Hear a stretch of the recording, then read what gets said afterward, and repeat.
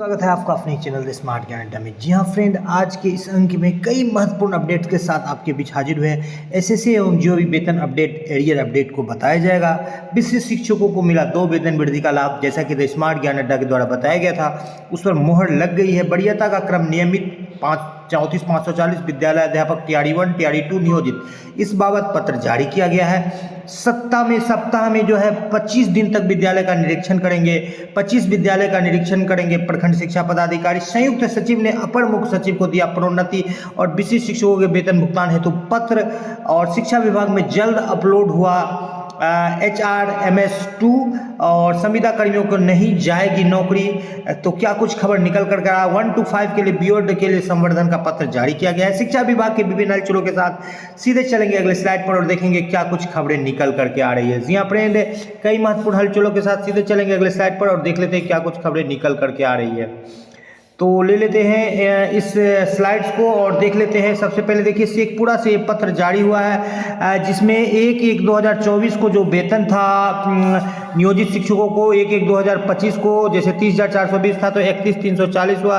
31,340 के बाद जो है 31,660 पर ये फिक्सेशन हुआ, यानी कि जो जनवरी में वेतन वृद्धि का लाभ मिल गया, साथ ही साथ जो विशिष्ट बने उसका भी लाभ मिल गया। तो 2 वेतन वृद्धि का लाभ यहाँ पर विशिष्ट शिक्षकों को मिलता हुआ दिख रहा है। जैसा कि बताया गया था पूर्व में द स्मार्ट ज्ञान अड्डा के द्वारा, एक वेतन वृद्धि तो मिला, फिर दूसरा भी मिला, और जो अगला वेतन वृद्धि है वो 6 महीने के अंतराल पर भी मिल जाएगा। तो यहाँ पर कहीं ना कहीं जो विशिष्ट शिक्षकों को है वेतन वृद्धि के मामले में अच्छा खासा लाभ मिल रहा है। जिनका बता देते हैं 29,530 था वो 30,750 हो जाएगा, जिनका 27,820 था 28,980 हो जाएगा, और जिनका 21,290 था उनका 25,000 हो जाएगा। यानी 25,000 से नीचे जितना भी है 1 to 5 वाले का उनका 26,210 वाले का 27,320 हो जाएगा, 25,450 वाले का 26,520 हो जाएगा।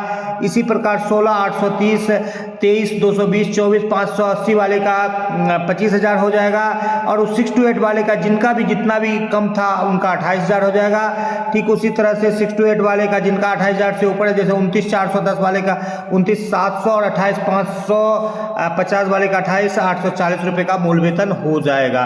तो ये तो हुई एनपीएस में शिक्षकों के अरबों रुपए डूबे, चूंकि एनपीएस में जो राशि थी शिक्षकों की और कर्मचारियों की वो शेयर मार्केट में लगाया गया है, और शेयर मार्केट लगातार जो है डुबकी लगा रहा है। लगभग 1 से 2 महीने में लगभग 85,000 के ऊपर लेवल पर गया था, वहाँ से 73,000 के लेवल पर शेयर मार्केट आ गया है, और लगभग 1,000 के रेंज में 10,000, 1 लाख रुपए में 10,000 रुपए तक की कमी आ जाती है। तो इस हिसाब से आप समझिए कि 1 लाख रुपए लगभग जीरो की रेंज में चला गया है, लगभग 13,000 की गिरावट आ गई है। तो इतना बड़ा गिरावट जो है 28 से 30 साल तक का रिकॉर्ड तोड़ चुका है शेयर मार्केट। और ऐसे में जो शेयर मार्केट में लगाया गया पैसा था एनपीएस में, नियोजित शिक्षक जो आच्छादित है उनका भी पैसा जो है बिल्कुल डूब गया, तबाह हो गया।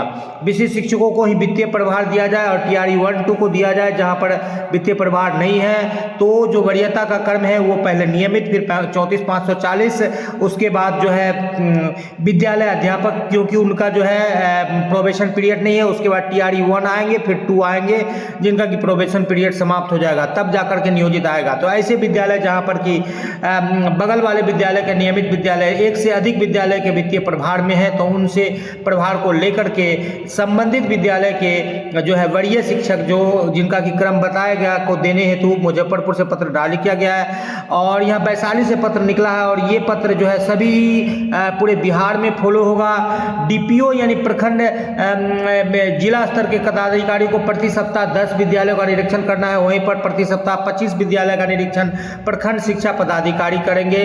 तो इस तरह से जो है जिले में लगभग 80-90 विद्यालय का प्रत्येक सप्ताह मॉनिटरिंग किया जाएगा पूरे विद्यालय में, जो कि लगभग ऊंट के मुंह में जीरा के समान होगी। यहाँ पर संयुक्त सचिव मनोज कुमार के द्वारा अपर मुख्य सचिव पर बिहार को पत्र लिखा गया है, और ये प्रगति यात्रा का संदर्भ देते हुए बताया गया है कि सक्षमता परीक्षा उत्तीर्ण शिक्षकों के योगदान 1.5 माह से अधिक हो चुका है और उनका भुगतान नहीं हो सका है। शिक्षकों को 1.5 माह दशक की सेवा के बाद भी प्रोन्नति नहीं दिया गया है। नियोजित शिक्षकों और वित्तीय उन्नयन का लाभ नहीं दिए जाने से संबंधित यथोचित कार्रवाई करने के को लेकर के पत्र लिखा गया है। और इस बाबत जो है विधानसभा और विधान परिषद में भी जो है कार्रवाई की गई है। तो ये बेहतर पत्र निकल रहा है और सचिवालय से इस बाबत जो है कार्रवाई करते हुए इनको जो है देना है कि क्या कुछ हुआ, इस संदर्भ में लिख करके देना है स्पष्टीकरण। यहाँ पर जो है शून्यकाल में विशिष्ट शिक्षकों के योगदान का प्राण नंबर जनरेट करने को लेकर के जो है बंशीधर ब्रजवासी के द्वारा पत्र लिखा गया है।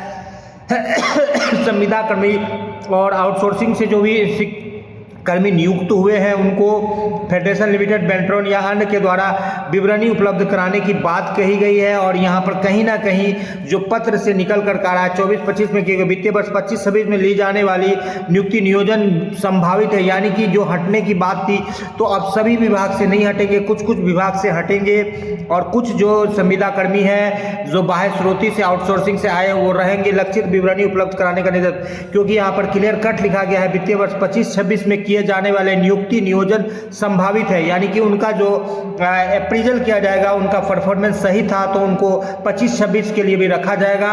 और किन किन विभागों को रखा जाता है ये तो आने वाला समय ही बताएगा। फिलहाल इस एक फॉर्मेट दिया गया उसमें मांगा गया है। यहाँ पर प्राप्त आलोक में जो है माध्यमिक जिला संबंधित माध्यमिक विद्यालय के प्रधान को आदेश दिया जाता है कि दिनांक 5 मार्च से 10 मार्च तक की अवधि में पूर्वाह्न 10 बजे से 2 बजे तक विधिवत प्राकृतिक दूत को कार्यालय भेजकर विषयांकित परीक्षा का मूल प्रमाण पत्र अनिवार्य रूप से लेना सुनिश्चित करें। आपको बताते चले कि 11th का 17 तारीख से और 9th का 20 तारीख से परीक्षा है। इस बाबत जो है एडमिट कार्ड लेने के हेतु विभिन्न जिलों से पत्र निकला है। मानव संसाधन प्रबंधन प्रणाली HRMS फेज 2 को पूर्ण रूप से लागू किए जाने का जो है पत्र जारी किया गया है और शिक्षा विभाग से जारी किया गया।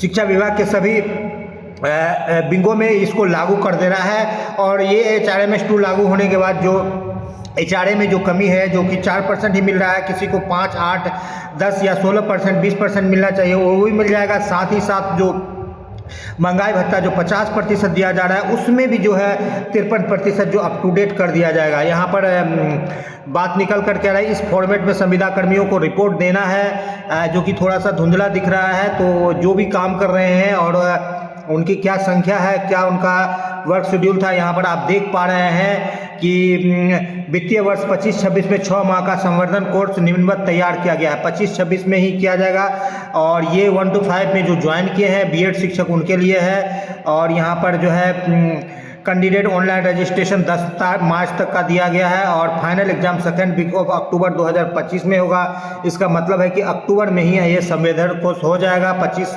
अक्टूबर तक का अक्टूबर में डेट है, last week of October 25 result करने का ये तारीख है। तो 25 अक्टूबर तक रिजल्ट जब होगा तो उससे पूरे 6 महीने का कोर्स होगा। तो यानी कि अब जस्ट ही आपका कोर्स निकलने वाला है और मार्च से लेकर के अप्रैल तक में जो है संवर्धन कोर्स का आपको अधिसूचना प्राप्त हो जाएगा। जी हाँ फ्रेंड, आपको बताते चले मार्च में ही हीट वेव का सामान्य से अधिक तापमान रिकॉर्ड किया गया है और रिकॉर्ड तोड़ रहा है। और आने वाला जो अप्रैल, मई और जून का महीना है वो बिल्कुल त्राहिमाम होगा और कई मायने में ये काफ़ी कठिन होगा।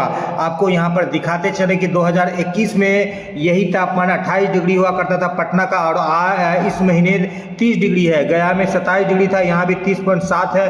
भागलपुर में 28 था, यहाँ भी 30.9 है। पूर्णिया में 26 था, यहाँ भी 30 है। यानी कि सभी जिलों में लगभग 3 से 4 डिग्री टेम्परेचर अधिक चल रहा है। ये ही अनुपात रहा तो जो जून जुलाई का जो प्रचंड गर्मी का महीना होता है जहाँ पर 45 के आसपास चला जाता है और राजस्थान वाला हाल यहाँ होगा 48-50 के आसपास टेम्परेचर जाएगा। स्कूल से निकली छात्रा आटा चक्की में पहुंची और बेल्ट में फंसकर मौत हो गई। तो कई विद्यालय से छात्र छात्राएं जो है चार दिहाड़ी के अभाव में या ठीक से शिक्षकों की कम संख्या के कारण जो है विद्यालय से इधर उधर अन्यत्र भटकते रहते हैं और उस विद्यालय के छात्र छात्रा के साथ यदि कोई अनहोनी हो जाती है तो विद्यालय के सभी शिक्षक और प्रधानाध्यापक पर कार्रवाई की जाती है और यहाँ भी वही हुआ है। फिलहाल ये मोतीपुर का ये समाचार है। बिल्कुल आप ध्यान से विद्यालय को चलाइए। 9वीं और 11वीं की परीक्षा को लेकर के पत्र जारी करने का बात किया गया है। प्रश्न पत्र, गोपनीय प्रश्न पत्र, और ये जो है 17 तारीख से जो है इंटर की और 20 तारीख से 9वीं की परीक्षा होगी। जी हाँ फ्रेंड, ऐसे निकाले यूपीआई से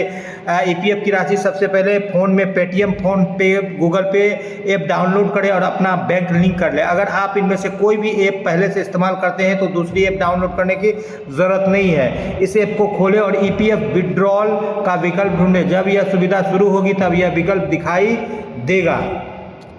अपना यूएन नंबर डालें। आपको किस तरह की निकासी चाहिए चुनें। आप पीएफ का पूरा पैसा या कुछ पैसा निकाल सकते हैं। कुछ पैसे से मतलब है ईपीएफओ के नियमानुसार मेडिकल, इमरजेंसी, होम लोन चुकाने या पढ़ाई के खर्च के लिए। आप जितनी रकम निकालना चाहते हैं उतनी रकम डालें और प्रक्रिया को आगे बढ़ाएं। आपके रजिस्टर्ड फ़ोन नंबर पर एक ओटीपी आएगा। ओटीपी डाल पर ट्रांजैक्शन की पुष्टि करें। इसके बाद पीएफ का पैसा तुरंत आपके बैंक अकाउंट या डिजिटल वॉलेट में आ जाएगा। जी हाँ फ्रेंड, इस तरह से जो है आप पीएफ का पैसा निकाल सकते हैं। और सक्षमता उत्तीर्ण शिक्षक को वेतन भुगतान और इस लेकर के संयुक्त सचिव ने प्रमुख सचिव को पत्र दिया है और बाह्य स्रोती वाले का रिपोर्ट मांगा गया है। और 1 to 5 का संवर्धन कोर्स जल्द ही शुरू होने वाला है। 9वीं और 11वीं की परीक्षा क्रमशः 20 और 17 मार्च से शुरू होगी। और कई जिलों में आज भुगतान हुआ है। जनवरी का भी भुगतान हुआ है, फरवरी के भुगतान की प्रक्रिया भी चल रही है। कई जिलों से जो है ऋणात्मक सूची जमा करने की बात निकल करके सामने आई। अभी तक फरवरी का किसी भी जिले में भुगतान की पुष्टि नहीं हो पाई है। फिलहाल नेगेटिव सूची जो है डीपीओ ऑफिस में जमा हो रहा है। कई जगह पर एब्सेंटी मांगा जा रहा है। फिलहाल 26 से 25 का एब्सेंटी जाता है। जी हाँ फ्रेंड, आज के अंक में इतना ही। वीडियो पसंद आ रहा है तो लाइक कर दें। चैनल पर नए हैं, अब तक सब्सक्राइब नहीं किया तो सब्सक्राइब कर लें। द स्मार्ट ज्ञान अड्डा आपका अपना चैनल साथी जो आपको जो इसकी कामना करता है। वीडियो को शुरू से लेकर अंत तक देखने के लिए आपका बहुत बहुत धन्यवाद। आपका दिन शुभ हो। जय हिंद, जय भारत, वंदे मातरम।